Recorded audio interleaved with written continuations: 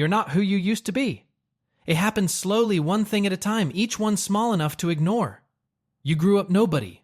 Your family was decent. That's all they left behind. Then you met her family. Her father poured 2 glasses and slid one across a desk without asking.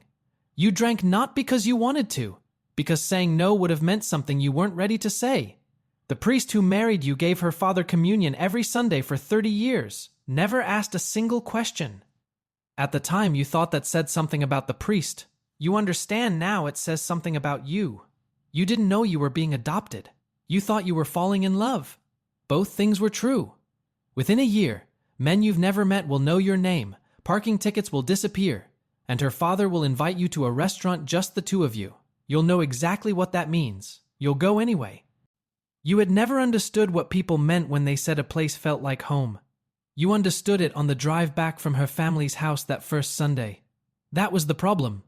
Her grandmother reached across and added to your plate the way you'd refill someone's glass automatically, because of course.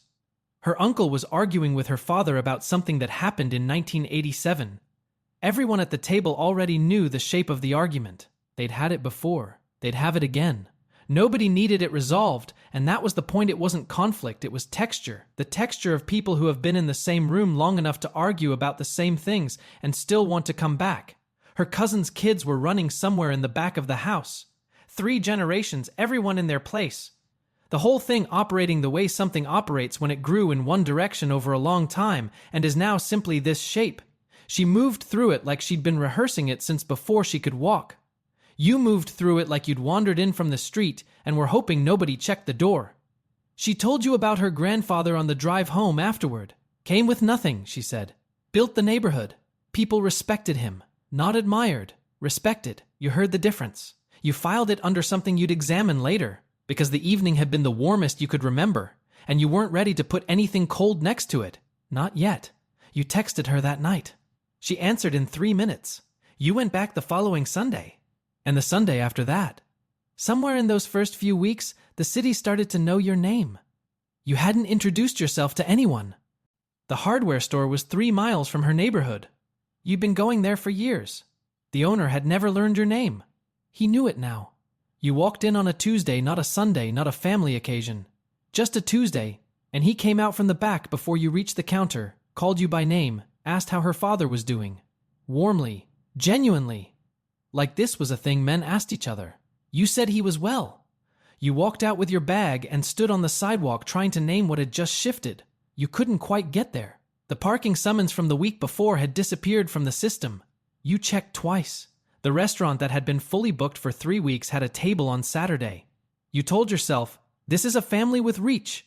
Old neighborhood, long relationships. This is what 40 years of connection looks like. You were good at that reasoning. You had more practice with it than you realized. Then there was the mass. Her family went every Sunday. Front pew without exception. Her father knew every response by heart, not the way people know things from repetition. The way people know things they mean.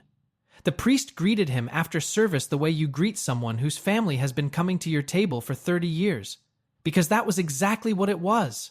You watched her father receive communion. You knew things by then, not fact shapes.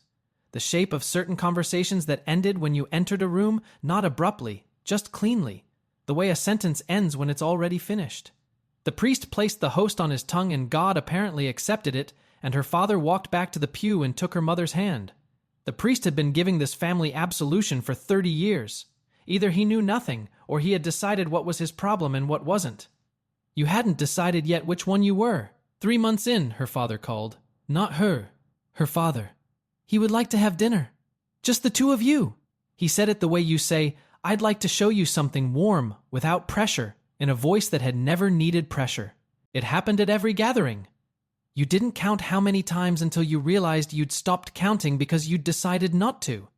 At some point in the evening, not the same point, but always the same feeling, certain men drifted toward a certain room. Not together, separately, naturally, the way people drift toward a kitchen at a party. Except nobody was getting a drink. The door never closed all the way. It might as well have. The conversation in the main room continued. Her mother laughed at something. The kids ran through. Nobody acknowledged that the table had rearranged itself. The men at the far table in restaurants were always there. Always a table away. Coffee in front of them that was never finished. Not watching, not exactly. Present the way a door frame is present. Something structural that you stop noticing until you try to move through it. Her brothers took calls that lasted exactly long enough to say yes or no. 30 seconds. They came back to the table without adjusting their faces. Her father gave a nod across a room, sometimes not a greeting, something smaller, a single degree of movement that closed a conversation nobody else had heard. You were the only one who noticed, not the family, the neighborhood, the city. All of it had known long before you did.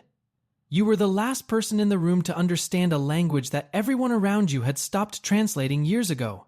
The contractor who had been ignoring your calls rang back the morning after you mentioned the project at Sunday dinner. You filed it. The parking summons. The restaurant table. Each one small enough to leave alone. Together they formed a pattern, and the pattern had a shape, and the shape was the shape of a room with walls you hadn't located yet. Then at a gathering late in the 4th month, you were near the hallway when the drift happened, and her brother Marco caught you watching. He looked at you for 3 seconds, not long the way someone looks at a lock they're deciding whether to trust. Not a warning, not an invitation, a calibration. He was measuring something specific. How you held what you saw. You held it carefully. You kept your face where it was. He nodded once. You thought about that nod for days, not because it frightened you, because it didn't. Her father's dinner was in 4 days. You didn't tell her you were uneasy about it. Not because you were hiding it, because naming it would have made it into something you'd have to decide about. He chose the restaurant. You understood walking in that he had chosen everything: the table, the timing, the fact that you were alone. It was old. The kind of place that doesn't need to advertise because the people who need to know about it already do. Dark wood, low light, the smell of something that had been cooking since before you arrived. The owner came from the kitchen before you were seated. Not the host, the owner. He shook her father's hand with both of his and said his name the way you say the name of someone whose account has always been kept in balance. Her father was already at the table. He was reading. He finished the paragraph before he looked up. Not because he was rude, because he was a man who finished what he started and saw no reason to perform otherwise on your account. Somehow that was more disarming than if he'd stood. He told you about his father's village. The name of it, a small place in the south, the kind that doesn't appear on maps made for tourists. The year his father left. What he carried, which wasn't much. He told it slowly, with the pleasure of a man who tells it rarely, to people he has decided are worth telling. You understood you were being shown something while being watched watching it. Then he asked about your grandfather. Not your job, not your plans. Your grandfather. Where he was from, what he did, whether you knew him. He listened the way people listen when they're not waiting for their turn but taking inventory. His face stayed even. His hands stayed still on the table. He asked one follow-up question, just one. And it was the right question, the kind that tells you the person asking has already understood the shape of the answer and wants only one specific detail confirmed. You talked for an hour. You realized afterward that you had learned almost nothing about him, his father's village. That was all. And he had learned everything he needed. You didn't know what exactly. You knew it was everything. The check never arrived. The owner appeared at the end, said something brief. Her father nodded. You walked out into the cold and he shook your hand at the curb. Firm, unhurried. He said he hoped to see you Sunday. You drove home trying to decide if you had passed. The thing you turned over the whole drive. Not what happened if you hadn't. That wasn't the frightening part. He had made you feel, for 1 full hour, like the most important person in the room. And it had worked. You had felt it. You had liked it. She was waiting up when you got home. You told her it went well. She smiled and said she knew it would. You asked what that meant. She moved closer the way she did when a question didn't need an answer. You let it go. Because the alternative was figuring out what the answer was. It was a Tuesday. Nothing special about the day except that it was the day you stopped pretending. She took a phone call in the kitchen. You were in the next room.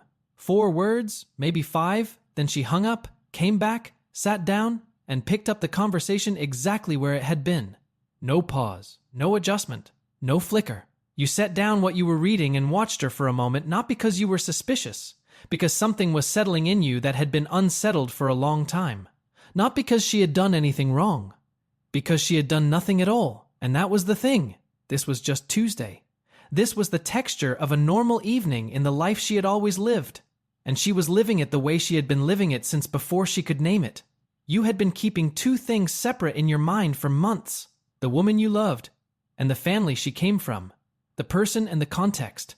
You had been careful about it, deliberate, the way you're deliberate about a door you've decided not to open. That Tuesday you opened it. She was her grandfather's granddaughter entirely, her father's daughter entirely. She had grown up inside this the way you grow up inside a language, not learning it, just speaking it, because it was the first thing you ever heard. At a family gathering that weekend, a man said something dismissive to her, small, careless, the kind of thing that passes in other rooms.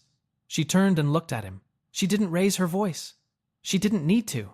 6 seconds, maybe less. And the look she gave was the same look her father had given the restaurant owner, the one that closes a conversation without opening a confrontation. She turned back. The man didn't say anything else. You loved her more in that moment. Not in spite of what it showed you. Because of it. That was when you knew you were in. They talk about these families as though the danger is what holds you. It isn't. You can see the danger clearly and still stay. You look at her and try to picture the version of your life without any of this before the table. Before the grandmother who didn't ask before she put food on your plate.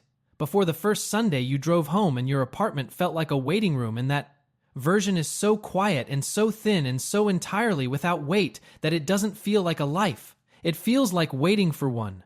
You stayed. Not because you couldn't leave. Because leaving her would cost more. You knew the difference. Knowing it was the last honest accounting you did for a long time. A week later she mentioned, the way you'd mentioned stopping for gas, that her father wanted to have dinner again. Different restaurant. Older. He'd already made the reservation. She said it like there was nothing more to say. There was something more to say. Neither of you said it. He didn't threaten you. That was the part you hadn't been ready for. The restaurant was older than the last one. No menu. He was already there, 2 glasses poured. And he stood when you came in the way men stand when they've decided to show you respect before you've earned it, which is its own kind of pressure. He said he was glad you came, as though you'd had a choice, as though the invitation had been an invitation. He talked about loyalty the way other men talk about weather. Not a virtue, a condition. He talked about family the same way, not something you build, something you're inside of, and the inside is the only place there is. His daughter had never brought anyone to this room. He wanted you to understand what that meant. He said he trusted you. He said it the way you'd say, "I'm watching you." It was the same sentence. The glass was already in your hand. You drank. The not thinking was the point, and some part of you understood that while it was happening and drank anyway. That was your signature. Both of you knew it. The wedding was 6 months later. Small. The church was full anyway. The priest had known her since her baptism. He stood at the altar with the ease of a man who has formalized things in this family before, not this wedding, but this kind of moment. Her dress was her grandmother's, taken in at the waist, altered but recognizable. The way certain things in this family were always preserved and adjusted but never replaced. When she appeared at the back of the church, you forgot, for the full length of her walk toward you, every complicated true thing you knew about where you were standing and what the room contained. She was beautiful the way something is beautiful when it doesn't know what it costs. Then she was beside you. Then the moment passed. The vows were the same vows everyone says. In this room with these witnesses, they were a contract. You said, "I do," and meant it. So did the priest.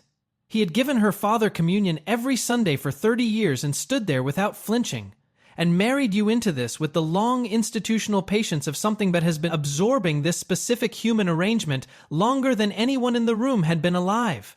Not because he was blind to it, because he had made the same calculation you were making years before you arrived. The reception went until dawn. Men you had never met shook your hand and called you family. You smiled. You danced with her. You looked up once and saw her father watching from across the room with the quiet satisfaction of a man who has just made something permanent. You understood you had been added to a ledger. You still didn't know what the ledger was for. You learn which conversations to leave the room for. You learn this before anyone tells you to. You learn that when her brother says it's handled, the correct response is nothing, not a nod, not a question. Nothing. You learn the names of certain men without being introduced, the way you learn the layout of a house you've lived in long enough. You learn to sleep through sounds outside. Then you learn to sleep without them. And that's worse, because silence means someone is watching who doesn't need to be heard. You stop telling your old friends things. First the things you can't tell them. Then the things adjacent to those. Then the things adjacent to those. The circle of what is safe to say shrinks so gradually you don't notice it until one afternoon you're having lunch with Someone who has known you for 15 years and you realize he doesn't know a single true thing about your life anymore. The conversation is pleasant, entirely weightless. You drive home and sit in your car for a moment before going upstairs. Then your daughter is born.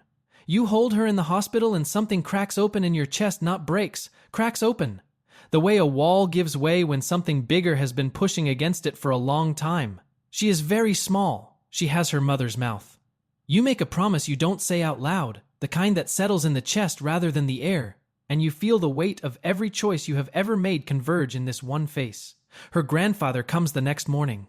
He holds her the way men hold things they understand to be the most important things carefully, with both hands, with a stillness that has nothing performing in it. He cries. Real tears, unhurried. You watch a man who has done things you will carry in silence for the rest of your life hold your daughter like she is made of something that cannot be replaced, and you think, this is the thing about these men. They love their children completely, not despite everything else. Alongside it, that's what makes them impossible to hate and impossible to leave. When she's 4, your daughter asks what Nono does. You say he runs businesses. She nods and goes back to eating. You watch her accept that answer the way children accept things that seem sufficient completely, already moving on. You look at your hands on the table. You are the only person in this room who still remembers what the world looks like from outside this one. You know this. You also know this won't always be true. You know which direction that goes. That night the house is quiet. Your daughter is asleep down the hall. You lie there and stare at the ceiling, and for the first time in years you let yourself ask the question you have been carefully walking around, the question of whether the trade made sense. You have been avoiding it deliberately for a long time. You are about to stop. She fell asleep in minutes.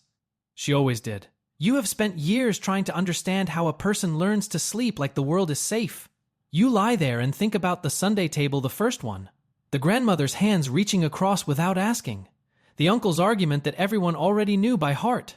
The warmth of a room that had been growing in one direction for 40 years and was now simply this shape.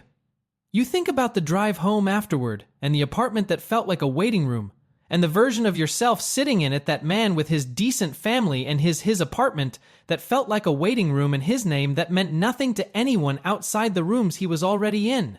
You run the inventory, the hardware store on a Tuesday, the mass front pew, every response by heart, the restaurant with no menu, the glass slid across the desk without asking, Marco's nod in the hallway, the one that felt uncomfortably like something earned, the priest at the altar who didn't flinch, because not flinching was a skill he had long since mastered.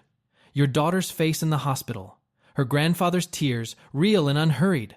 You think about the man you were before any of it. No last name worth anything. No table that knew him.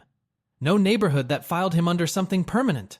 Clean in the way that people with nothing to carry are clean lightly, accidentally, because nothing has chosen them yet. A man with no last name worth anything is not free. He is just unclaimed. You knew this before you admitted it. You knew it the first Sunday you drove home and your apartment felt like a waiting room. You knew it when you drank from the glass. You would sit down at that table again. Not because it was worth it. Worth implies a ledger. And there is no ledger for this. There is only a daughter asleep down the hall and a wife who sleeps like the world is safe and a name that means something to everyone in a 12-block radius. You know which one was lonelier. Somewhere tonight a man with no particular last name is having dinner at the wrong table for the first time. The owner is coming out of the kitchen. He has no idea what that means. He'll stay for dessert anyway.